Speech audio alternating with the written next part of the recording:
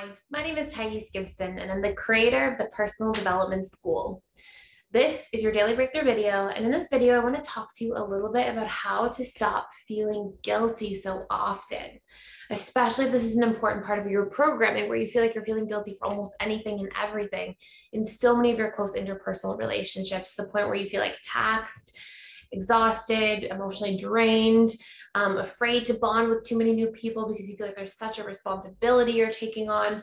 So we're going to cover three major key principles and one minor fourth principle that have a lot to do with why you may be experiencing guilt so often and what you can do about it. So principle number one is people who are constantly feeling like chronic guilt have a habit of over imagining someone else's side of things. So I'll give you an example. Let's say that you have to say no to a friend who asks you to help them pack. Okay, maybe they're moving and they're like, hey, can you help me pack my stuff? And let's say you have to say no because you have a work deadline the next morning and you're going to have to stay up till 2 a.m. and then go to work, and then you have a full busy next day. And you're like, oh no, I have to say no. And I feel so badly about it. I feel so guilty. Usually what happens is you go into thinking about how they're going to be packing, they're going to be alone, they're going to be upset that they're alone, they can't do it on their own. And you start thinking of all these like worst case scenario projections that you're putting onto that person and imagining how awful it will be, how sad, how lonely they're going to feel. And all these like really intense emotions you tend to project onto the situation. And in reality, like your friend might feel like, oh, that sucks that you can't help me move or pack, but you know, I am going to put on some music and buckle down and it'll be fine, right? So we have this habit of like over imagining so vividly and projecting so much intense emotion onto someone else's side. This goes hand in hand with principle number two, which is that you tend to under imagine your own side. You like don't, in the same amount of detail at all, imagine what you would feel like if you said yes to something that you can't do, or that's just like a no for you right now.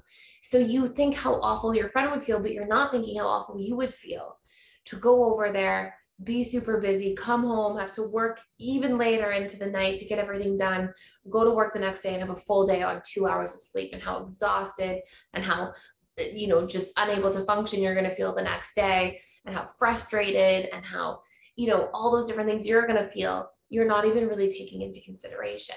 You may be like, oh, it would be hard the next day. And you might like gloss over it sort of thing, but you're not like actively thinking and feeling about your own side the way you're actively thinking and feeling about someone else's side.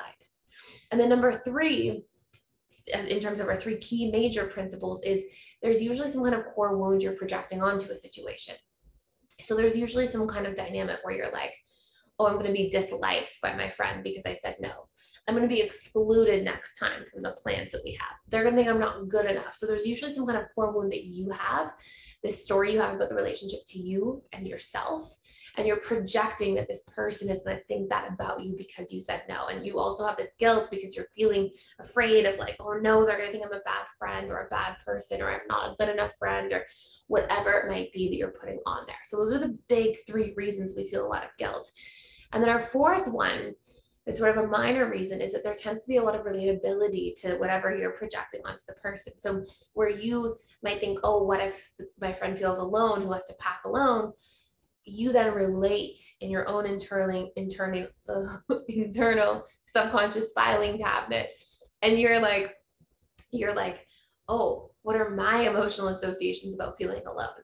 Oh, I'm so lonely. I feel just so down. I feel so rejected. I feel so small. And so like your ability to relate to those emotions inside of you is really strong. And those emotions are really big that you feel inside of you. So the moment you think like, oh, this person feels alone, you're not thinking like alone as it relates to packing. You're thinking alone as it relates to your subconsciously programmed associations about feeling alone. And, you know, alone, packing alone, the person may feel like, oh, I've got a lot to do. And they may not feel like a sense of loneliness, but then your emotional stored associations about the idea of loneliness are so big and so strong and so powerful. So you're feeling all your things about something that's related to their thing, but may not actually be what they are feeling, if that makes sense. So because you relate to the emotion, it triggers. It's like you're having your own version of a trigger, but instead of it being about something in yourself, it has to do with your life or your circumstances. It's like you're triggered for the other person. And so you overexpress and over project onto their situation. And it causes you to get so focused on them and so under focused on you that you feel this chronic sense of guilt. So those are the things that need to be cleaned up. How we equilibrate this is you practice thinking about your side in as much detail as their side. You practice questioning, are they actually feeling all these things and projecting onto their situation? And you work on cleaning up the core wounds you have that are making you think, oh no, they're going to think I'm a bad friend. Oh no, they're going to think that I'm not good enough, or whatever it might be that you're also projecting in terms of your belief patterns onto the situation as well. And then question, like, if I'm relating to their situation, is it seriously like the emotions I'm feeling? Is it at that level? Or am I just projecting my stuff from past experiences onto their present? So those are some really key principles to get you started. If you want to do a way deeper dive into reprogramming chronic guilt and shame, we literally have a reprogram your subconscious guilt and shame course in the school. You can check it out for free. There's a 7-day free trial with a link in the description box below.